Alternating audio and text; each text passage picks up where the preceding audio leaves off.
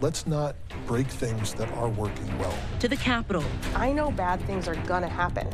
Bad things are gonna happen out of the Minneapolis Police Department. We are asking. What I want is when they happen, are the policies in place to immediately address it? What has changed after the murder of George Floyd? You can still work in a system that is flawed, but try to offer about making change there.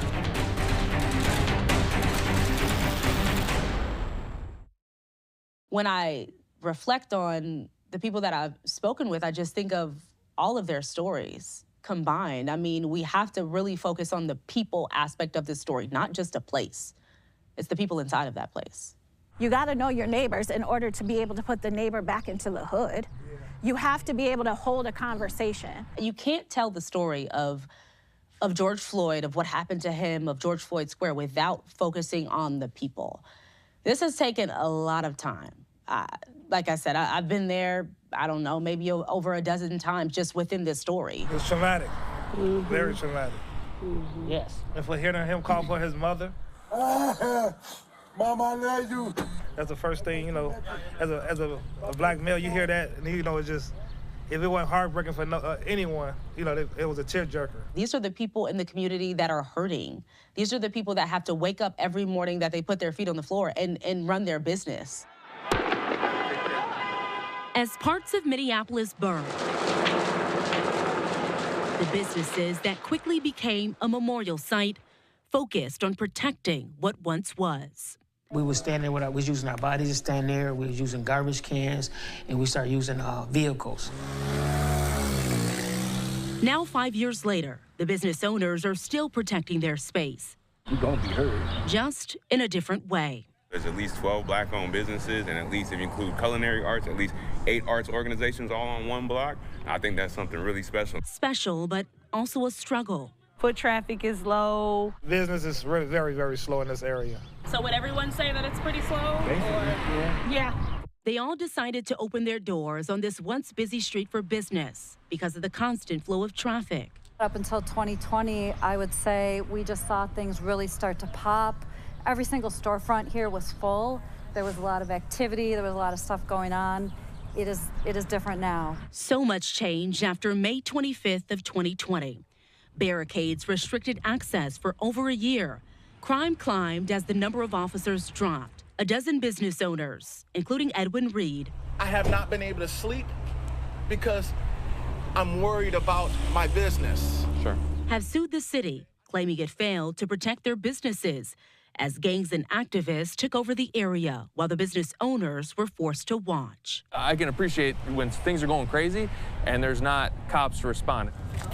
The city is now dedicating officers to the area to help address those concerns. Say hi and we can try to help all we can. All right? But some say it's too late. Where were you guys for 4 years straight? There are 2 patrol officers specifically for 38th and Chicago in that area. And walking around with them and seeing the reaction from the community to the police. It's being open if they want to have a conversation. Like, I'm willing to hear where they're coming from. Like, listening to that, how does that make you feel? It makes me want to have a conversation. I just didn't know that it was that heavy still to this day.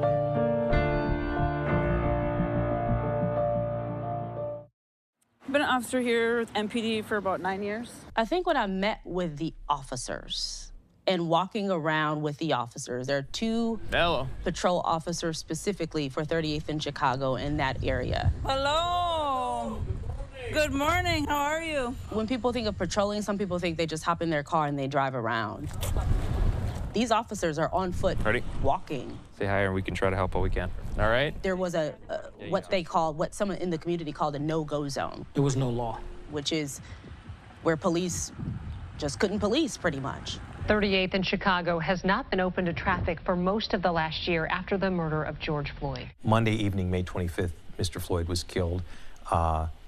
Early Tuesday morning, 38th in Chicago, the scene of his killing, became a gathering place. So I've made my way down to 38th in Chicago. Of course, this is the intersection. The store in front in front of this store is where George Floyd was killed. And now this has really become a memorial for this community. I mean, look at all of these flowers that have been put out. I mean, this is just a small portion of the flowers that have been brought here. We've seen murals pop out here, beautiful artwork. And so you have some people saying, okay, we consider this sacred ground. This is where a black man was killed by a police officer. We should cherish this piece of ground. Understandable. A lot of people, of course, agree with that. I'm gonna try not to cry. I get it. I understand that the city needs to open it up and allow traffic through, but the people in this community wanted it shut down for a reason, and a very valid reason. I think until the demands are met, that it should stay safe and for people who want to come and pay their respects. My boyfriend knew George. They came from the same hood, 3rd Ward, Houston. We are doing this for you, 3rd Ward. We are here for you, Houston.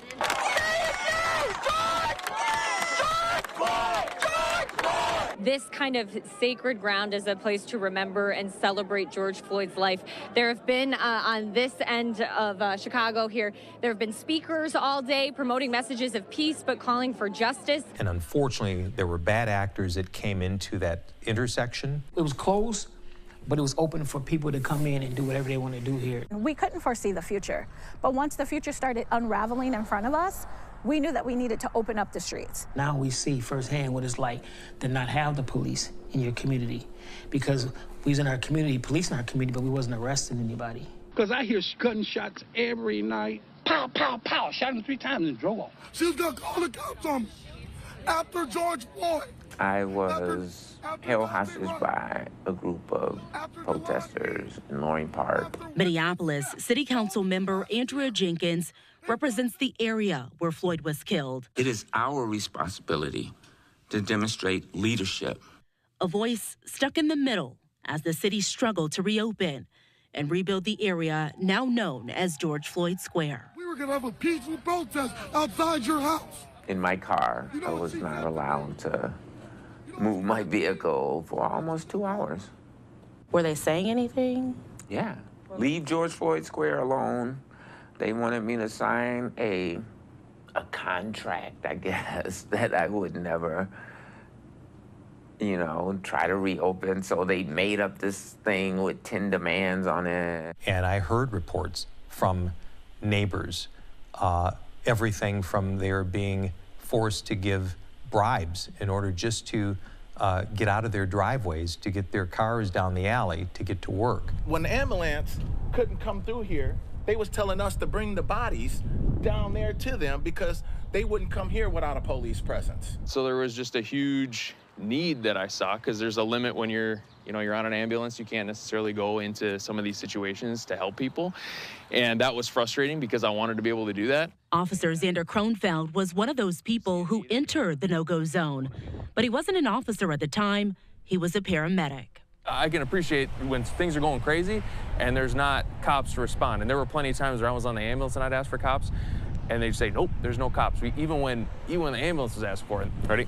His experiences at George Floyd Square inspired him to join MPD in 2021. Now patrolling what he calls uncharted territory, he's transparent about his experience. You'd have families coming up and be like, please, can you just go in there? And I did go in some of those situations, even there weren't police that were available. And I have dealt with some of the most crazy, traumatic things that I will never forget doing that. And I've never felt, and I realize and I appreciate how much safer I felt when there were cops. And so to see where we are 5 years later, where officers are actually walking around the no-go zone. You know, they'll tell us their experiences of what it was like, in 2020. And there was, the feelings of, being unsafe. It kind of hits you in a sense of, wow, like, are we transforming here? Is there some sort of transformation? Oh, yeah, and like here, hey, Dwight. And the reaction from people, some people like it, some people don't. I mean, you don't know everybody. And sometimes especially, you can be the conduit where people want to express maybe negative feelings, or especially, now we have a news camera, everyone's gonna let you know what their feelings are. While we were walking around, there were some people yelling at the officers, calling out names of people who have been killed by police officers. Listening to that, how does that make you feel? It makes me want to have a conversation. I was listening to some conversations, and there was a woman, for instance, she was talking about history as far as with her family and police officers. She hated police officers. She flat out told them that to their face as they're standing right in front of her. She said, I don't like police officers. I don't talk to police. In a lot of ways, they're not reacting just to policing either. People are reacting, in my opinion, to just lived experiences, to history, to all kinds of trauma. How do you change minds, though? I think this is emotion. This is hurt. This is maybe they can relate. How do you change that, if you can, or how do you? Again, as an individual, I just have to focus on what I can do as an individual, and by and large, like I said, in my experience, it's just being open to having a conversation with someone and acknowledging whatever experience that they had. Their role is trying to just listen and then to understand that why, and maybe just to give some people a different perspective. How has that changed you, what happened in May of 2020?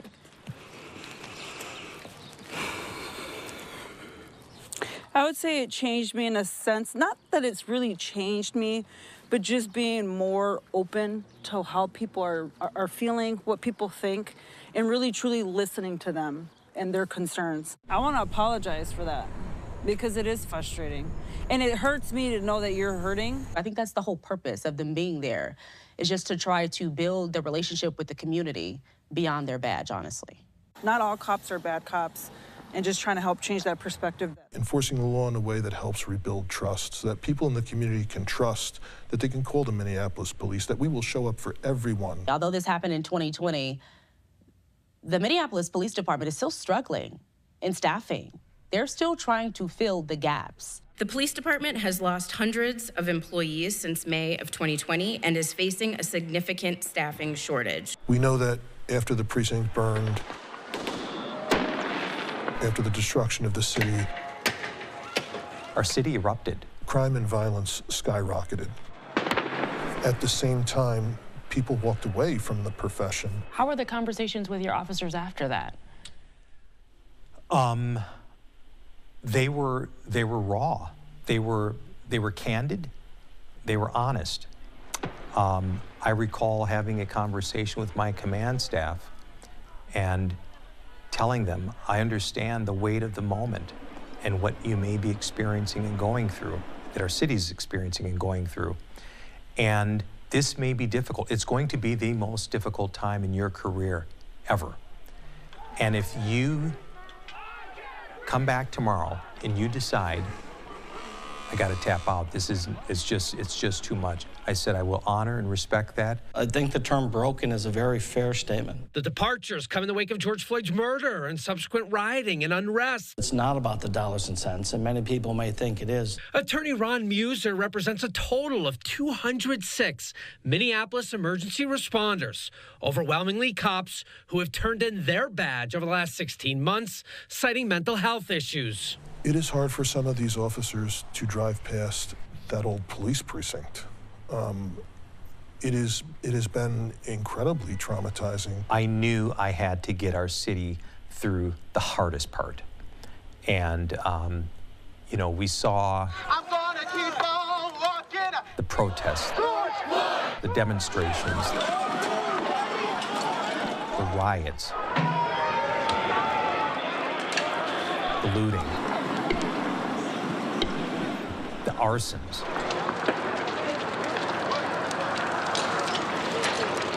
And confidence and support from the police, for the police here, completely collapsed. And I knew I had to get us through that. And I needed to see increments of change. I have been speaking with the former police chief at the time when this happened on May 25th of 2020. People know him as Rondo. I'm a student of history, and so I understood, even before I joined the Minneapolis Police Department, its history. Some good, but also some not so good moments in the history in terms of the Minneapolis Police Department's relationship, particularly with the Black community. If the murder of George Floyd brought a reckoning, there's no mistaking for whom the reckoning has come. Tanae Wells, has seen the fires burn before. Do you think they targeted your father because of his absolutely. activism? Oh, absolutely. Absolutely. That beating him up was to teach him a lesson? Oh, absolutely. In May of 1964, police arrested Wells for using profane language. 3 Minneapolis cops held him down as a rookie, David Clunas, beat him with a blackjack. The paper said it turned into a near race riot. And so a bunch of cops beat him up, broke his ribs. When charges were dropped a month later, Raymond Wells told reporters prejudice in Minneapolis has been hidden for years. But take a look at that same front page, and you'll see this headline: Mayor denies any serious race bias among policemen.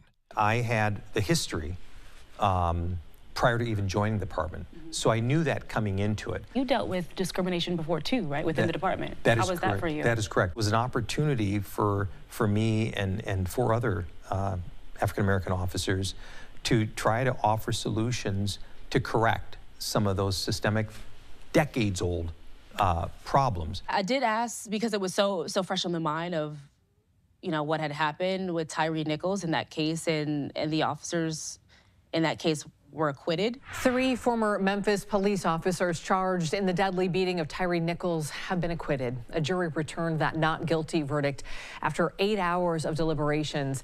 It was in 2023, 5 officers attacked Nichols after he fled from a traffic stop. The 29-year-old died 3 days later. It too was captured on video. And so it again, to me, just reaffirms we've still got a lot of work to do. The city has been without a full-time police chief since Madaria Arredondo stepped down earlier this year. There's an old proverb that says, those who lead the revolution aren't necessarily the ones to lead the change. And so internally, I just knew that I got us to the point where it was time to hand off the baton. This afternoon, residents will have a chance to share their thoughts on the possible replacement. That man is Brian O'Hara, nominated by Mayor Jacob Fry last month to take charge of the MPD. O'Hara is currently the deputy mayor of Newark, New Jersey. Dealing with the protests, large protests in Newark where we were police officers, and then just watching the stuff happening on TV, the fires, the destruction of the city, it was unreal. And certainly I never thought I would be here at that time. The first thing I told Chief O'Hara is I said, I apologize, I'm sorry. And he leaned in and he said, Rondo, why are you apologizing? I said, because inevitably, in a few days, you're gonna go home to your significant other and cuss me out to no end because of all the things you've had to inherit from me. But I said, I want you to know that all the decisions I made were to try to better this police department and the relationship with our communities. Coming here as the chief, was pretty incredible. It was very, very heavy. I have felt like it is, you know, the most significant, most important thing that I will ever do in my life. We need a police department that is very honest about reform, but we still need a police department. That's why we have consent decrees. And it essentially gives you a handbook of what should be happening. It's called a consent decree, a court enforceable agreement. So when you talk about a consent decree, you talk about digging into the city of Minneapolis and its police department. There's just a lot there. And there's a lot of red flags.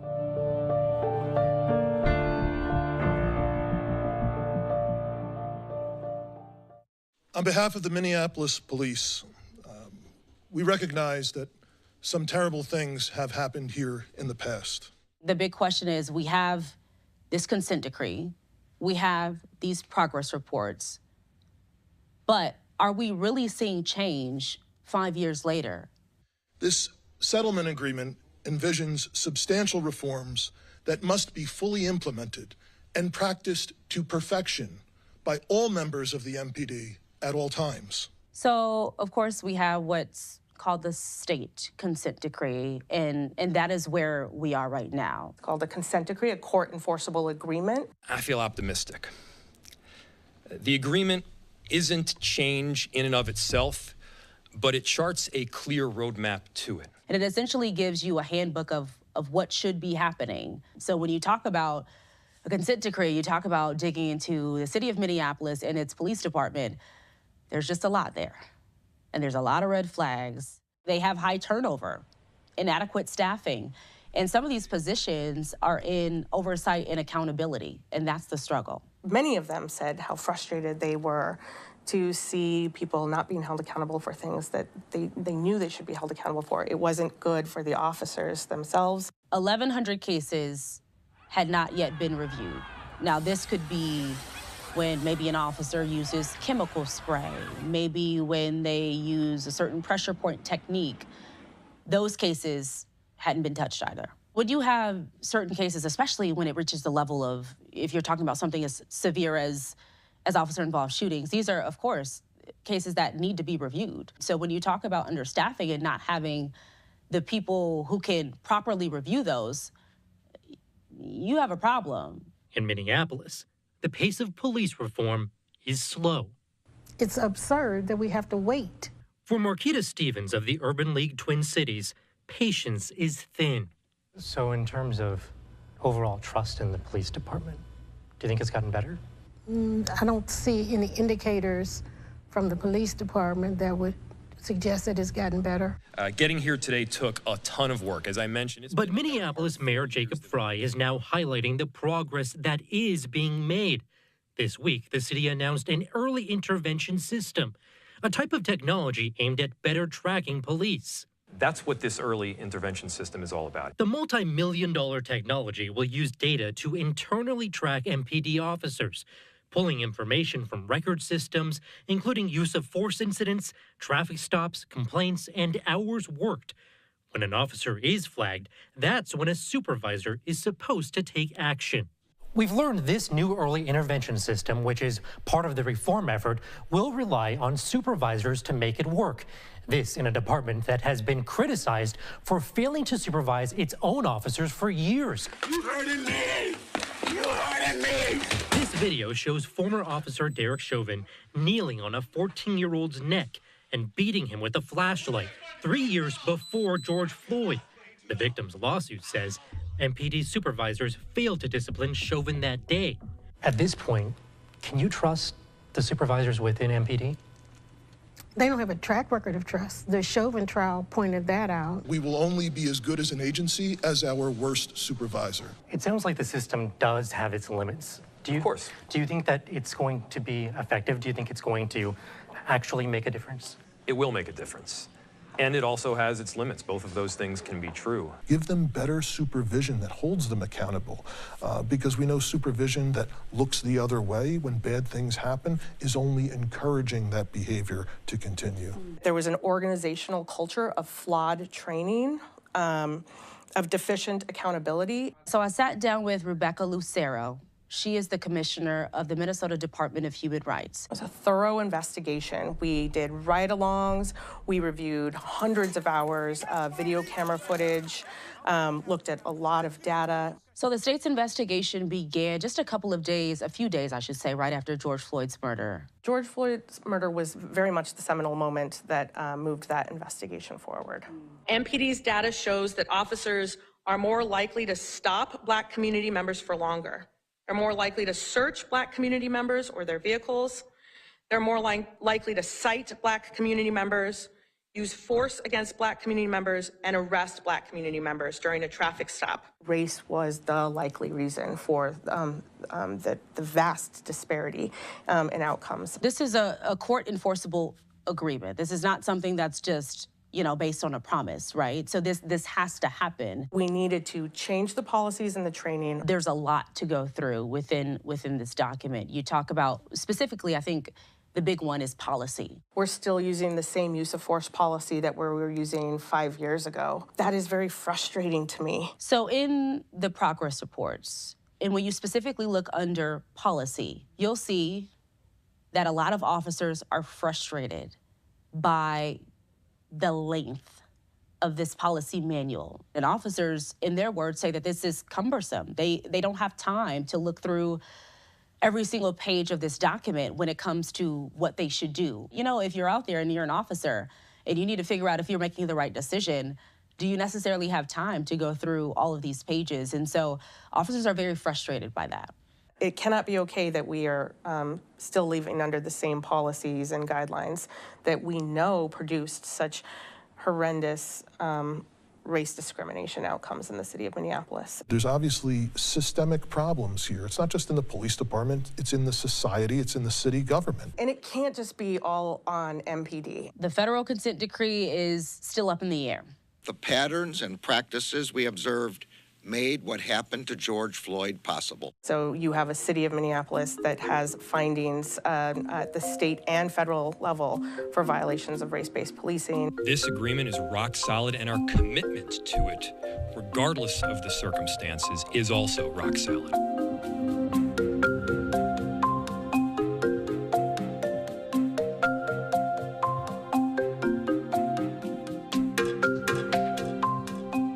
Whether or not that consent decree gets entered by the court is yet to be determined at this point. It forces both the Minneapolis Police Department and our communities to lean in and to make sure that, you know what, we own this.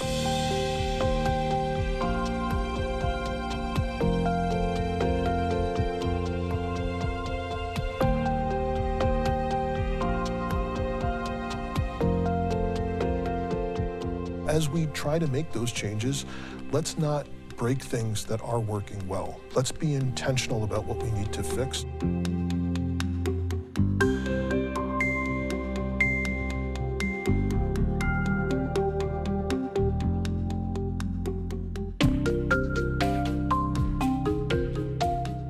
And let's remember that human beings are a part of these systems. And they're human beings too. Police officers here, especially 5 years later, by and large, do not feel like their humanity has ever been acknowledged. I remember one of my command officers talking about how her children being ridiculed in school because they knew her mother was a Minneapolis police officer. By and large, we get good human beings that are willing to come into this profession, and it is the system that fails them. There are really good people everywhere trying to do the work right, and they need the support to do that. They need systems in place to support them to do that. We have to be better at supporting the health and wellness of our officers. We have to be better at providing them better training so that they're equipped to respond appropriately and give them better direction at what we expect. Chief O'Hara, he just seems to be very raw about this is what happened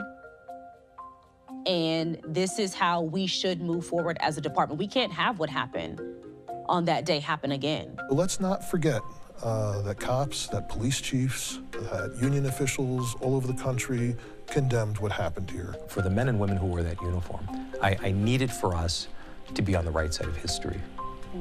And do you think you were? Yes, yes, absolutely. This was a monumental moment in American policing history. Both chiefs are very frustrated when people try to rewrite history. How do you feel about some people trying to rewrite history at this point?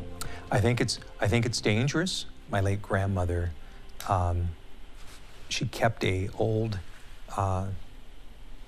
Jet magazine of the famous photograph of Miss Mamie Till standing over the open casket of her son Emmett Till. And I used to always wonder why my grandmother kept that magazine out in full display. One chief was here for it. He said, you can't rewrite what we saw. I can't breathe, man. Please. When I saw that video, that's what came to mind. That that video was going to forever be cemented, certainly in my mind. Mama, Mama. Let's not forget that everyone saw that video and everyone knew what they saw. One chief was not, but he's here to pick up the pieces of what happened. It does go way too far to try and suggest that our eyes were lying to us. He's not responsive right now, bro. No, bro, look at him. He's not responsive right now, bro. Bro, are you serious? He's not just here with that on his neck, bro.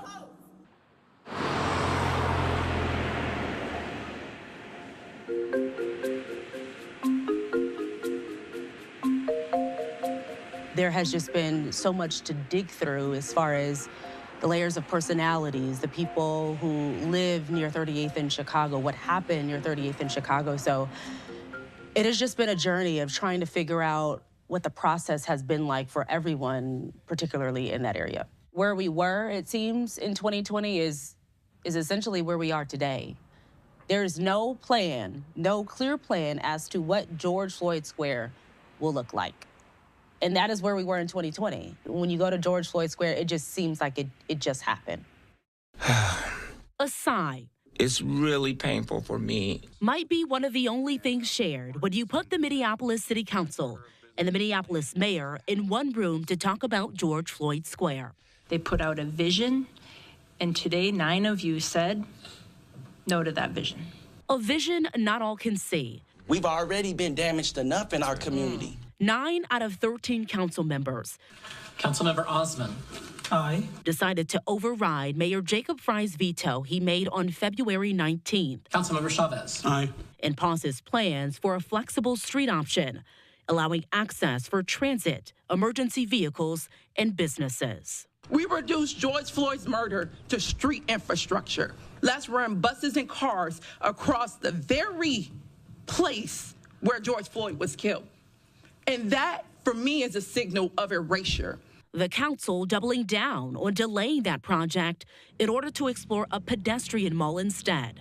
It's white supremacy working at its finest. And that, for me, was enough to come in and say, no, we'll find a different path. To say that, it doesn't make sense.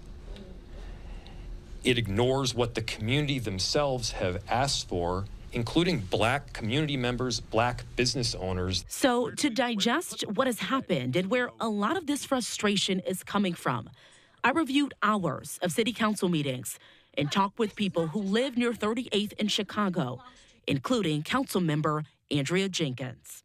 To this day, I'm still like, why am I still doing this? Why are you? I love my community.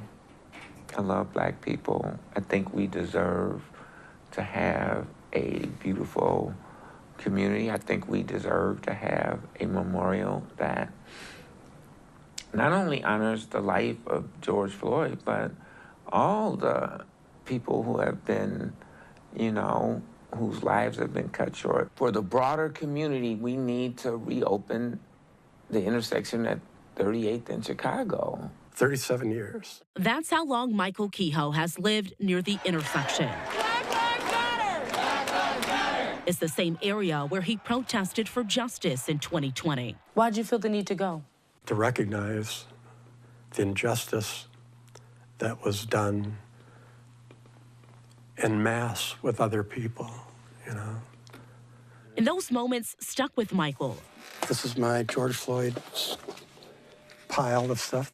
Enough to keep track of them.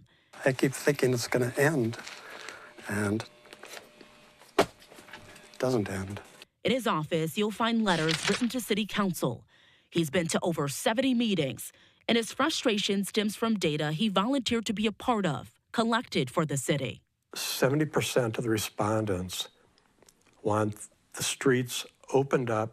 It is our responsibility to demonstrate leadership and make unpopular decisions when the data leads us to these decisions. But other council members disagree, saying in this letter, George Floyd Square is not any other street in the city. The council's move is supported by community members who, for nearly 5 years, have been cultivating and reimagining the space in a way that centers ongoing calls for justice. So where does this leave us now? Well, for the city, it means the motion to postpone to December 11th the consideration of the George Floyd Square pedestrian mall. But for some of the people who live and work near George Floyd Square, This is our livelihood. This is our community. This is how we feed our kids. And so when you have a couple council members playing around with our lives and our community, it means something to us. Yet another delay means disappointment. Y'all sitting here talking about all this politics stuff, but the small business is getting hurt. You got the power over some people. We used to that. And we're not gonna stop fighting.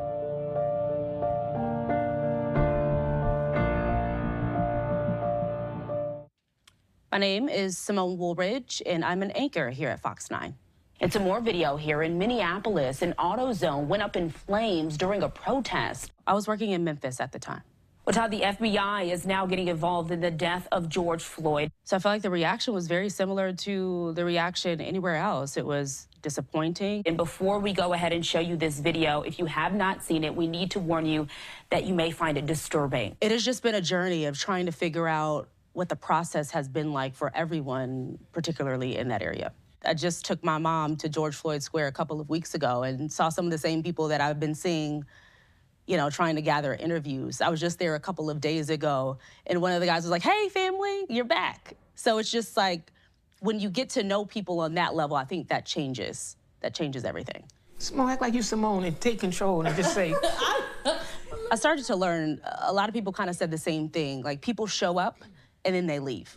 Well, we haven't, so let's finish our conversation. Okay. They get there, they do an interview, and then they hop back in their car and they go back to their house. And that's it, and they never see them again. And that is what they are tired of. They're tired of people just getting there, getting their story, and then leaving. And so I think spending the time and getting to know people on a personal level has really kind of helped in telling their story, because that is the true piece of their story. You have to spend time with people in order to tell their story right.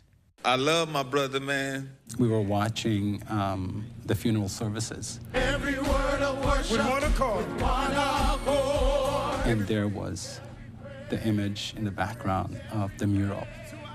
And that's when I just lost, like everything, all my defenses broke down. It's time for us to stand up in George's name and say, get your knee off our necks. I couldn't even stand up. It hit me so hard.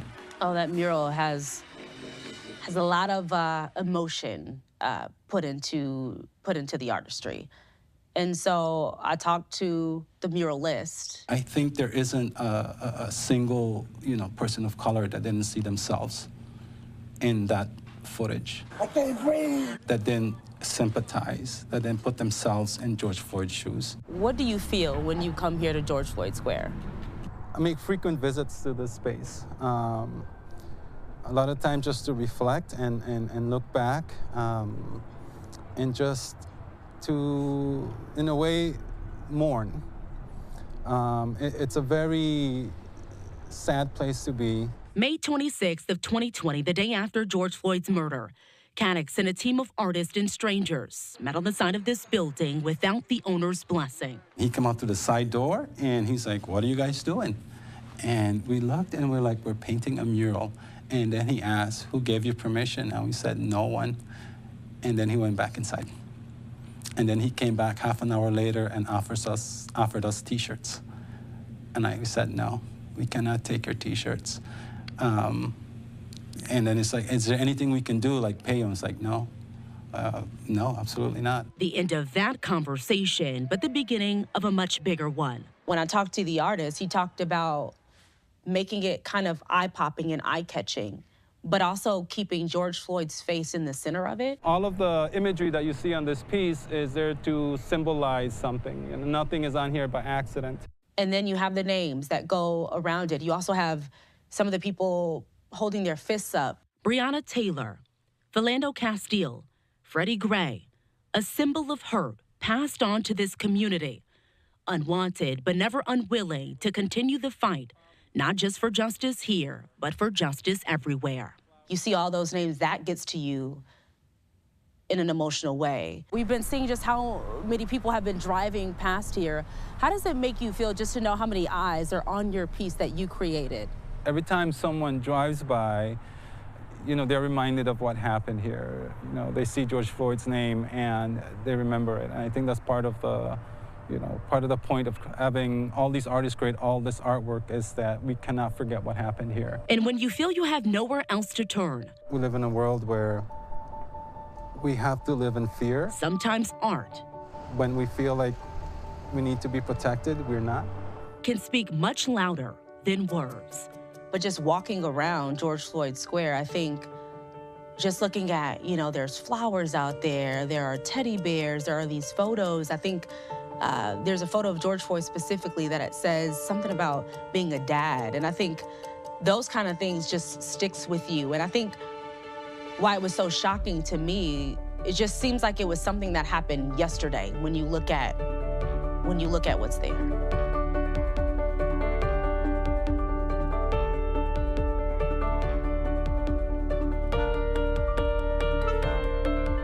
I mean, although it's frustrating because you wish you could speed up the process, but do you though? That's the thing, is you want to make sure that people are ready. You want to make sure people are trained. You want to make sure that people are in the right mindset. So when you get to the end of this, you are able to say that we are ready to go and that we will not experience what happened on May 25th of 2020.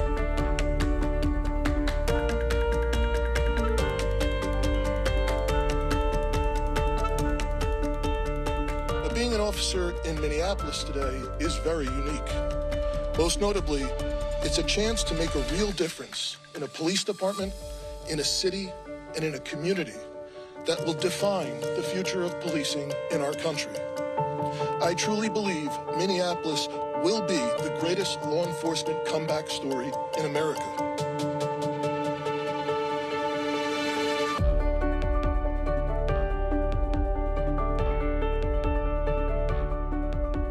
And I'm a believer that 5 and 10 and 20 years down the road, we can look back at this time frame and recognize that this was the moment where we finally did things differently in a way that truly transformed how we operate at the city. And hopefully we can be an example for others to follow as well.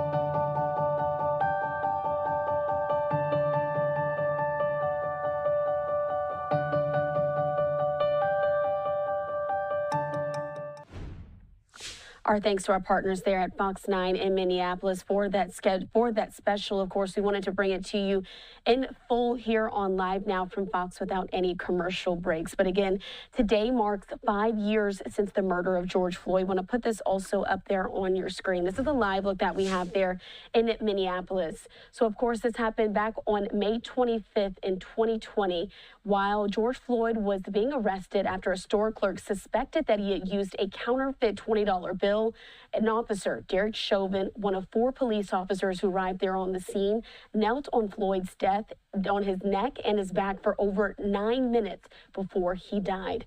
After his murder, a series of protests against police brutality, especially towards Black people, quickly spread all around the world.